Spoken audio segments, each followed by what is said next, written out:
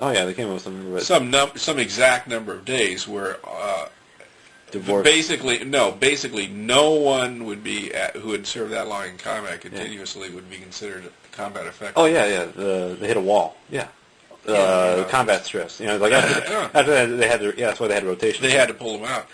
Yeah. Well, what are these rotations? A year in combat, and that's why they make that's why they make the area so much more comfortable. With they have like little entertainment centers. Yeah, but you're basically they got, a sitting target.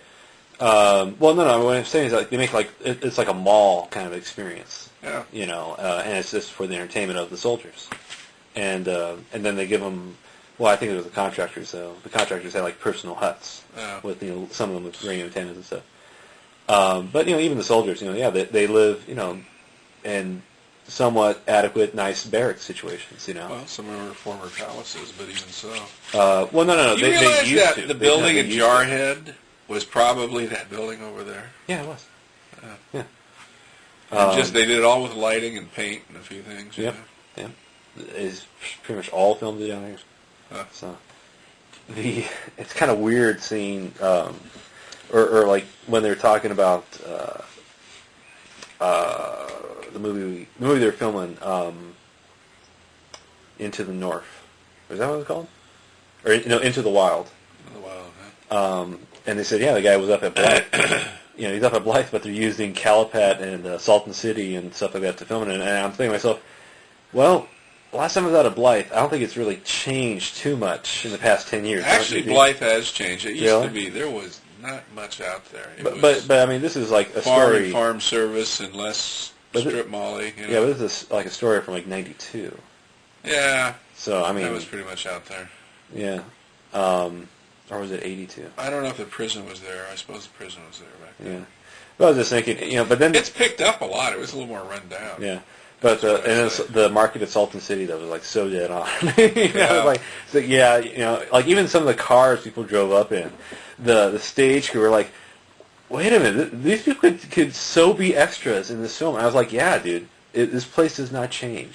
No. This is kind of like this is like where the old people come. But like if you're growing old here, that's Yeah. you just kind of come of age and you stick that way. And you see it everywhere else, But here, because it's so poor, but it's so dry, it just kind of keeps everything. Sell their cars. You know what amazes me? Just how economically sensitive this place is. Mexican families, they buy cars all the time, and they trade them all the time. Right. I used to be on the road with a bunch of SUVs. Yeah. This last gas crisis, I'm now on the road with a bunch of small sedans. I mean, there's still a bunch of big pickup trucks there, but they were always there because they're farm trucks, or they're business trucks mostly. Right. But it's amazing, those big old SUVs just turned into a lot of little sedans, little Rios and and they're not, they're cheap sedans too, little.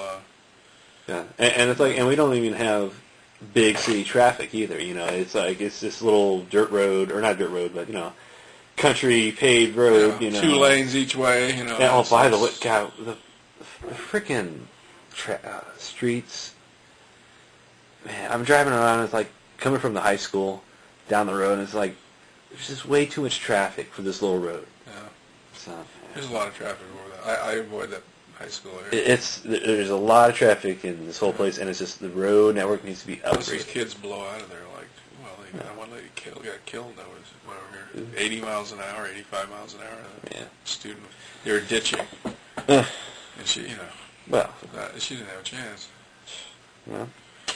Two little kids in the car. Girl without a mom. That's They survived, but anyway. Yeah.